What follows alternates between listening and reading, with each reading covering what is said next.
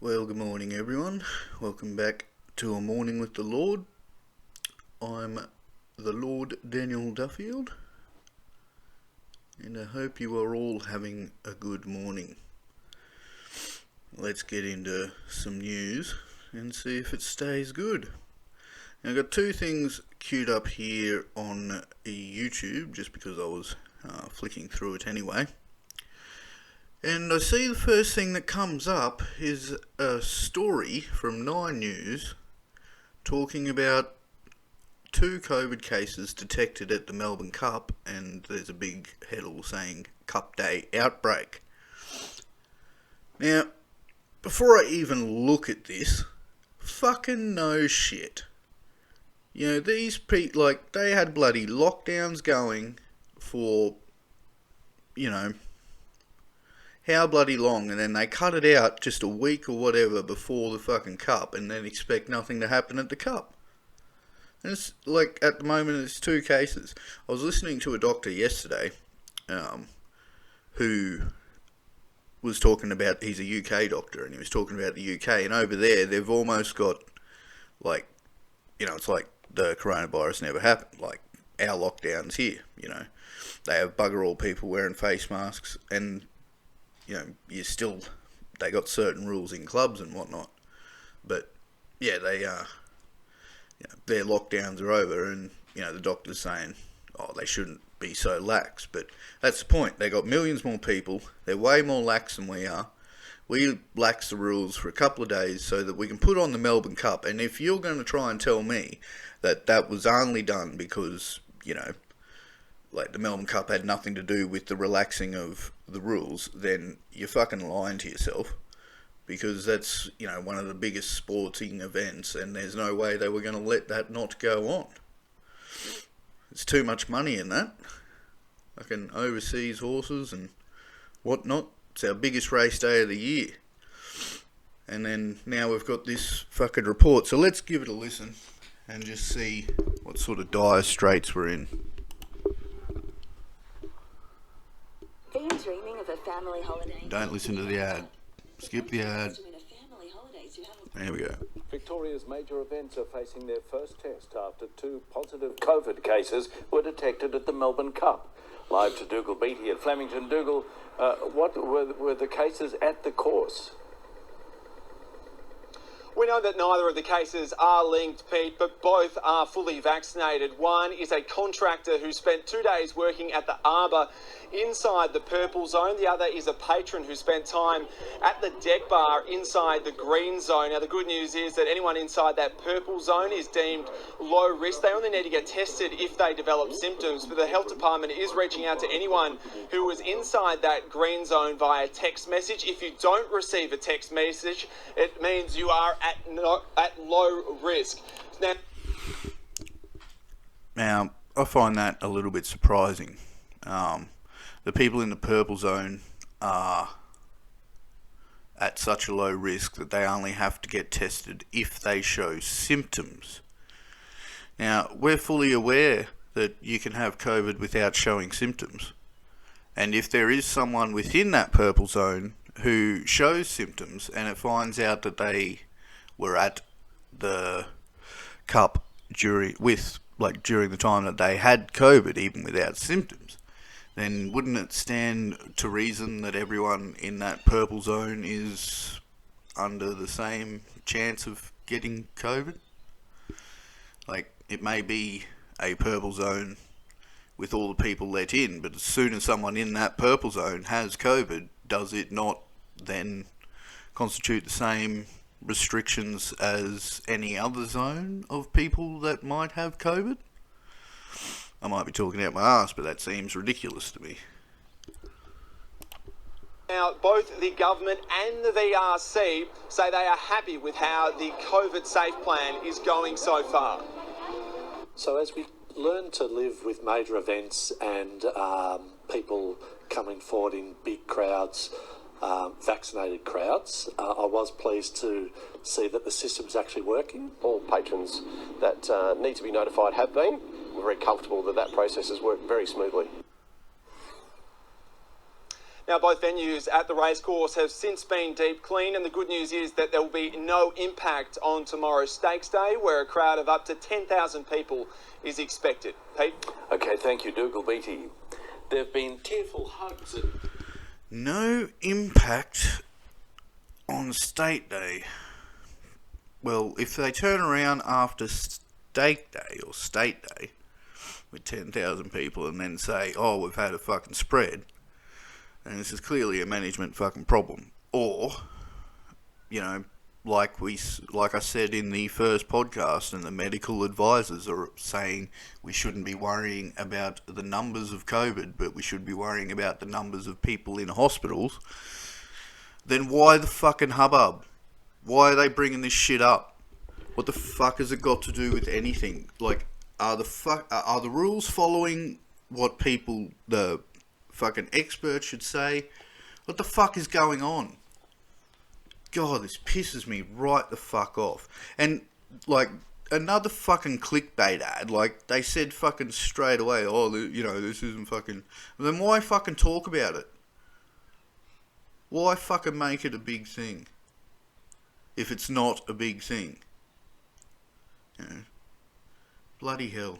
And, mind you, we're a minute 30 in. The stuff about the Melbourne Cup is over. There's another fucking 8 minutes to go on the video. And they're just now talking about families fucking seeing each other again. Fucking trauma, heartstrings, fucking shit. And they post this shit about families fucking hugging each other. That's only like that because you're a cunt. Fucking ridiculous. Can't cross the border and shit. You're a fucking wanks.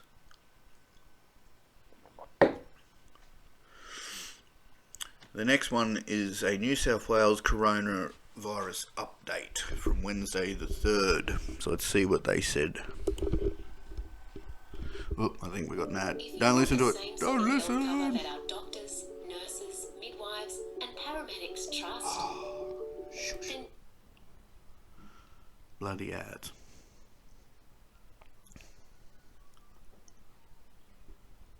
Alright, here we go. From New South Wales Health with the COVID update for Wednesday the 3rd of November. There were 190 locally acquired cases of COVID-19 reported in New South Wales in the 24 hours to 8 p.m. last night, and it was really pleasing to see 114,000 tests performed during that period.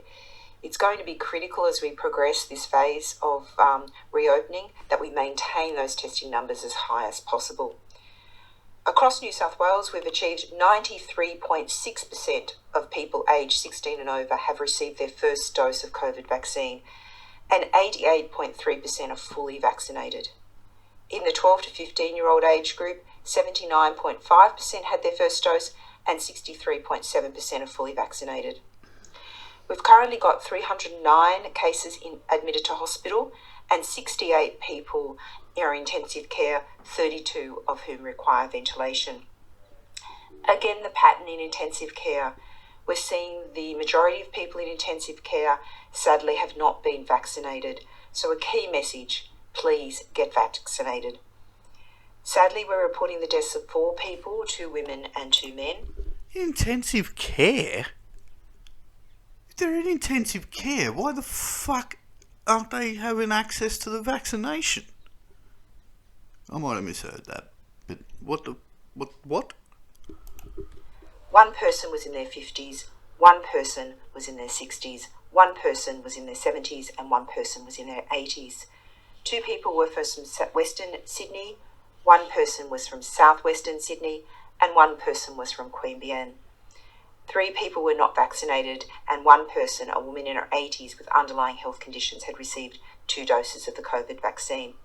Again, can I extend my condolences to those who have lost their loved ones. Received 2 doses, so vaccinated. Firstly, I want to take this opportunity to thank the community for getting vaccinated. We've done an extraordinary job in getting those high levels of vaccine coverage, but as you know, we have got a little room to do even better. We're really hoping to achieve that 95% double dose and to get there as quickly as possible, but importantly, to leave no one behind.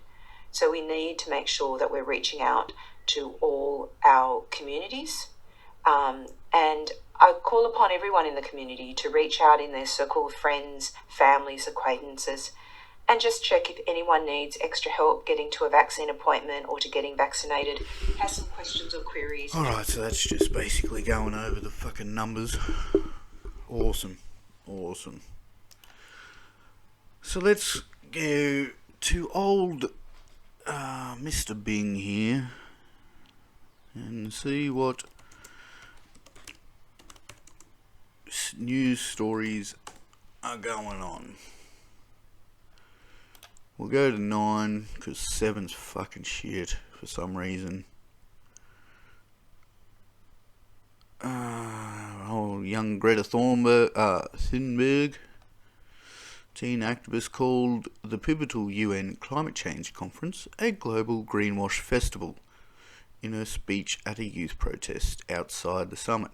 Notice they're not letting her talk at the fucking summit this time. But yeah, no, it's a total load of crap. Inner West Light Rail Service suspended. We are humbled by the love and support. National Cabinet support weekly testing at school. Fuck me drunk. Russian diplomat found dead on street outside Berlin embassy. That sounds like something interesting. Let us have a gander. Gunman open fires at Russian university. Encourage all parents. Josh, no, I don't want to link fucking... Oh my god. Okay.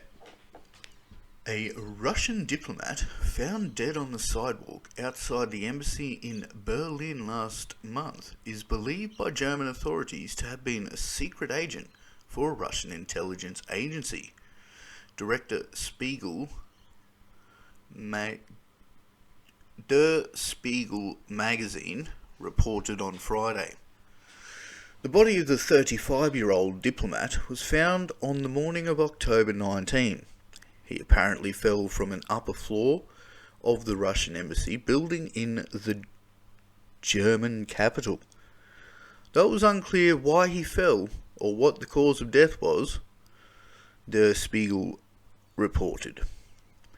Der Spiegel, an investigative site Bellingcat, report the dead diplomat had been accredited as a second secretary at the Russian embassy in Berlin since 2019, but German security officials believe he was an undercover officer for Russia's FSB, the International Security and Counterintelligence Service, and that he was related to a high-ranking FSB officer.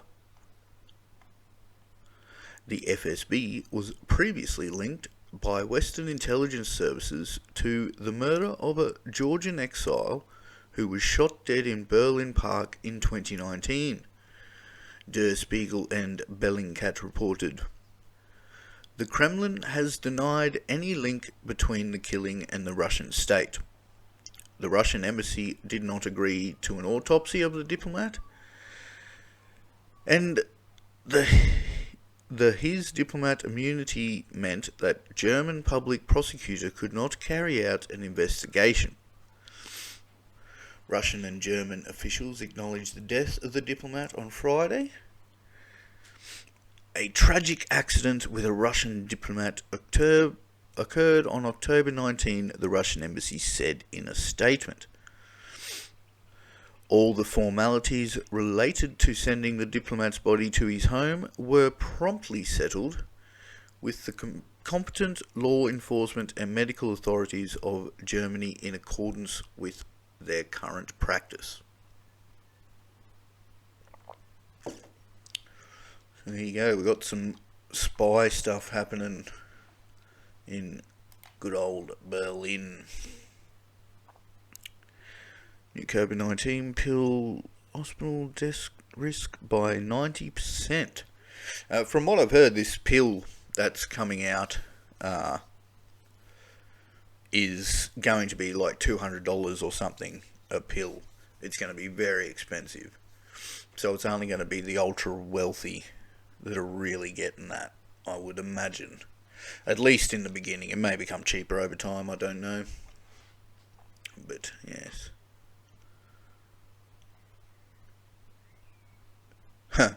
U.S. Capitol rioter who bragged she wouldn't go to jail gets prison term. I don't know if they should get prison term. I know they stormed the Capitol, but they probably did cause some damage or some shit. Where's world news? EU UK seek new Northern Ireland deal to save off Brexit trade war. This is what's funny, you know, the whole Brexit thing. I'm not in England. I only see what I saw on TV, but it was a lot of stuff from what I heard to do with, you know, people from other countries taking jobs and all that sort of stuff. But the funny thing is, like, once you cut ties with everyone and say, like, we're going for ourselves, you're obviously going to start ties back up. I mean, you know, we've worked, like, the world has worked on a, you know, in an inside sort of trading system for so long now that if you're to cut contact with everyone, you're going to be running short of some shit. You're going to have to pick that up somewhere. And a place as small as England and, like, Ireland, even though, you know, they've got plenty of people there and they're not all that small, I just mean, like, there's definitely going to be, you know, trade and everything coming back up, and that's going to be hard once you've told everyone to get fucked, you know. New Zealand couple dig up giant potato. Oh, that's some world news. Royal jewels smuggled out of Russia to be auctioned. Ew. Cartel gunmen arrive on beach. A $4 billion U.S. Navy submarine has hit an undersea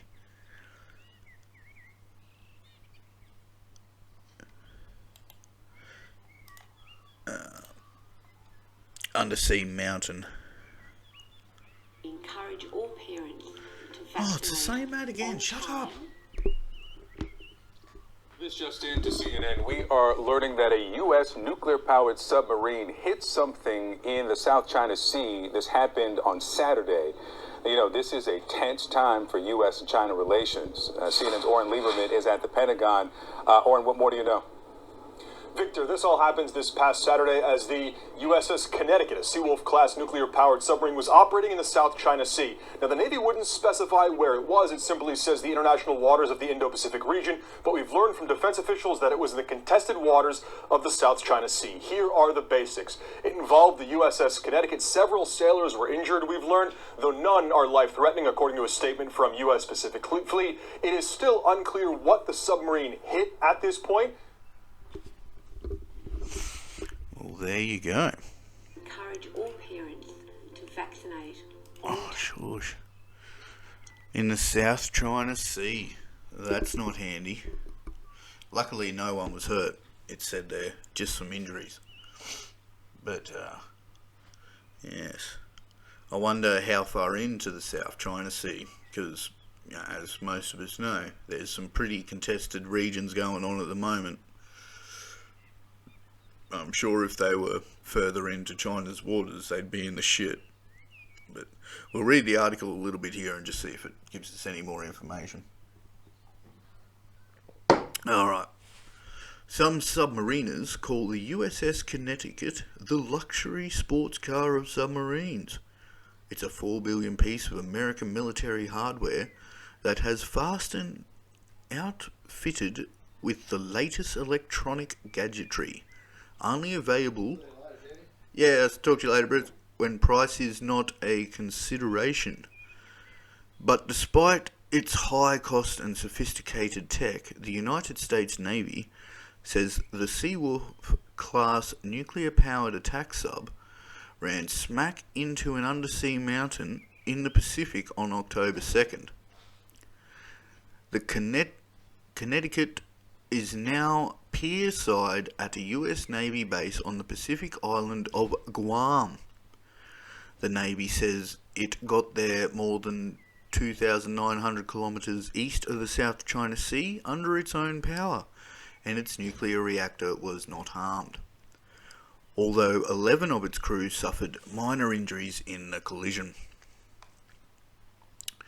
The Pentagon has not released details of the damage the vessel incurred, nor how long it might be out of action in the region, which with the rise of the Chinese Navy is seeing growing demand on the US fleet.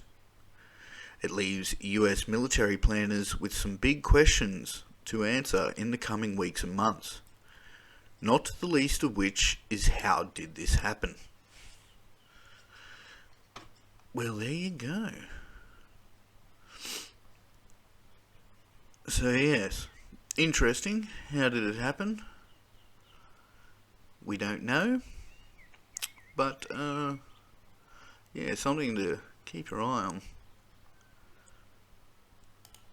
Now, popped up another story here. Putin has cemented his grip on power, signing new legislation which could keep him in office until 2036.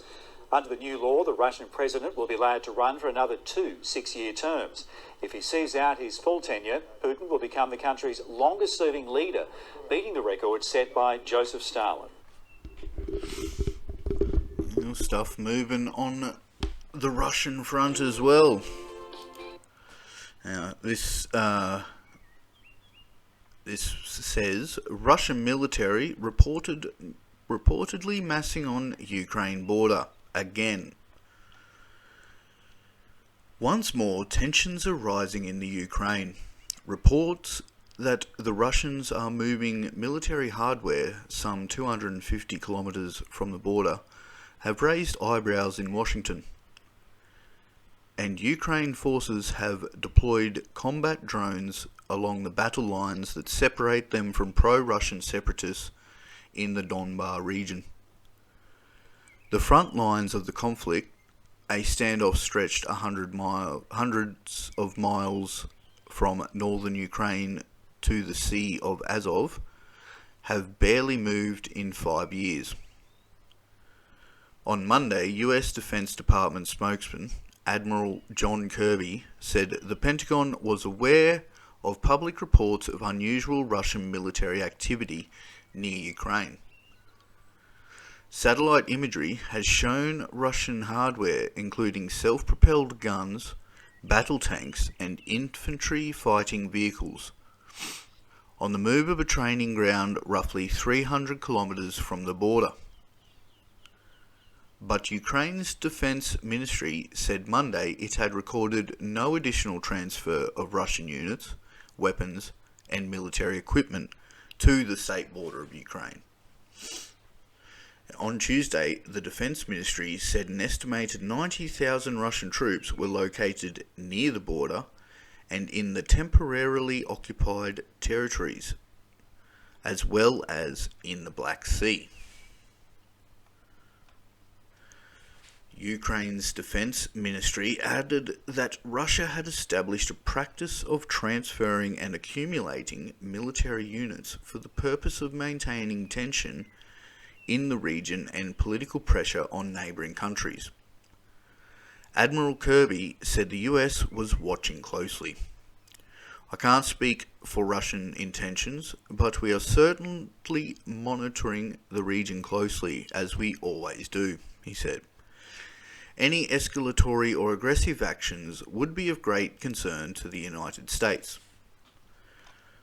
On Tuesday, Kremlin spokesman Dmitry Peskov told reporters the movement of our military equipment or arms units across the territory of Russia Federation is exclusively our business.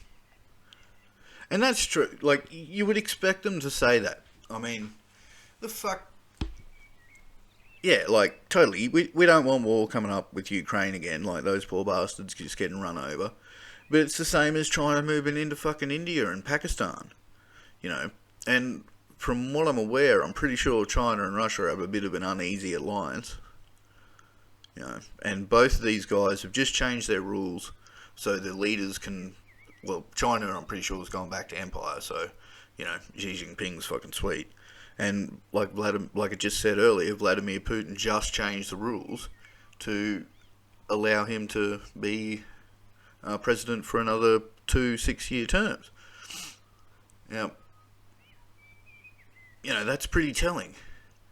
And I think that's more important than whatever this bloody article is about, because, Russia moving its troops, like it said, is fucking their own business. We can't really do much about it, and we wouldn't be expected to do much about it. Could just be training games. Russia has never threatened anyone, is not threatening, and does not pose a danger to anyone, he insisted. Observers say Russia's actions are worth keeping a close eye on. At the most, it is a developing situation. It's not nothing happening, and it doesn't mean that there will be an offensive tomorrow, says Michael Kaufman, a fellow at the Wilson Center who researches Russian military. Provocation claims. We've been here before several times since the separatists with Russian backing entered eastern Ukraine in 2014. Heightened tensions have in the past come to naught. Russian units gathered near the border last spring, setting off alarm bells in western capitals, but eventually returned to base. But hopes that the frozen conflict might be diffused through negotiations sponsored by European government and the U.S.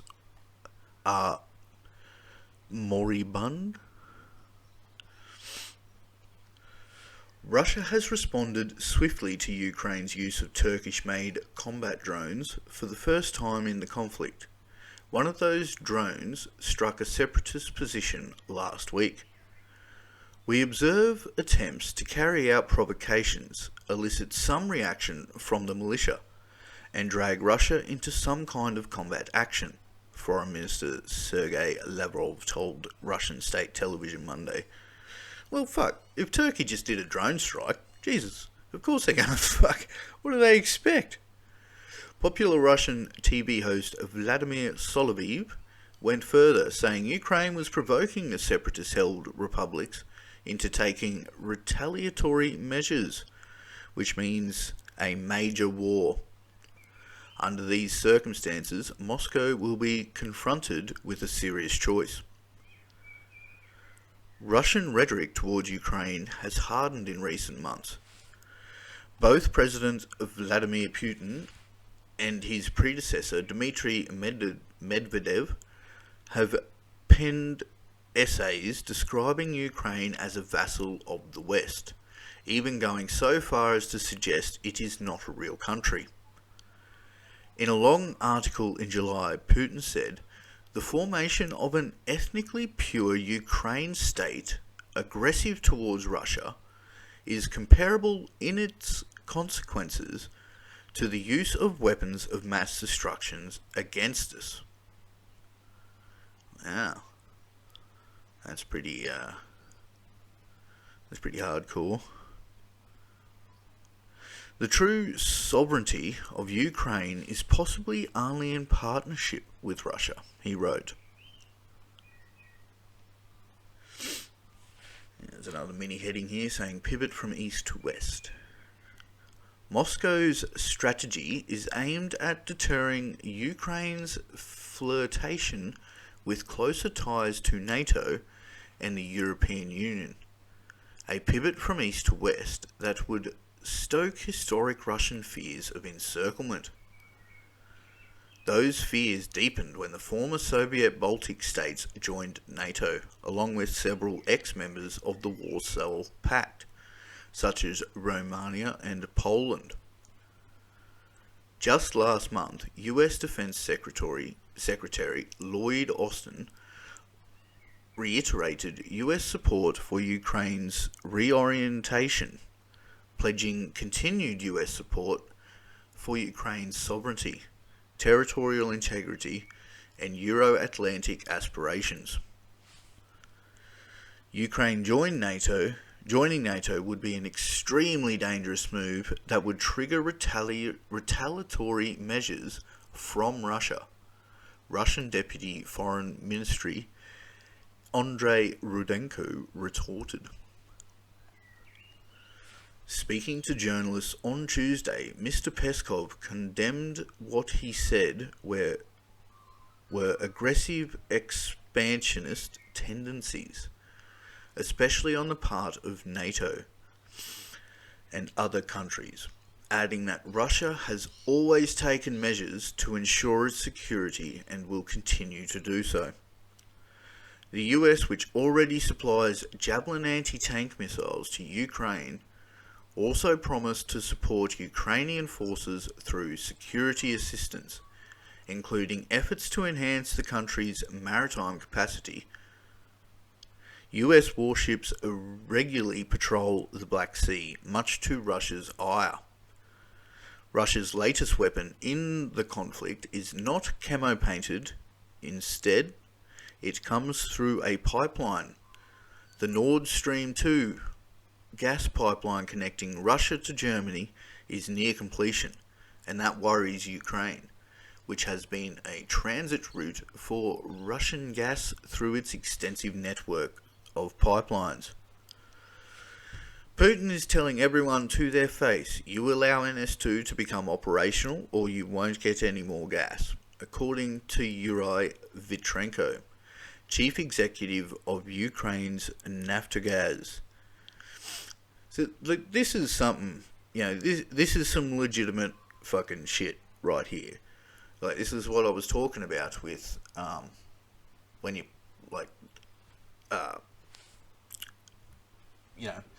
making things harder by kicking out other, people in the UK.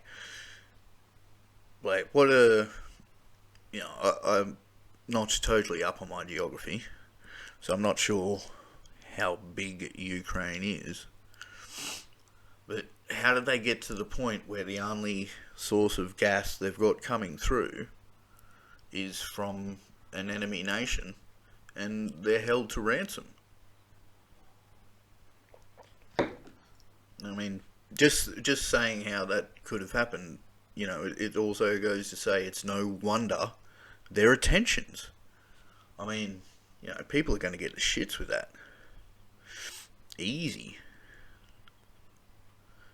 Right, where were we? Putin is telling everyone... we read that bit. Ukraine's and won't get any more gas. Right.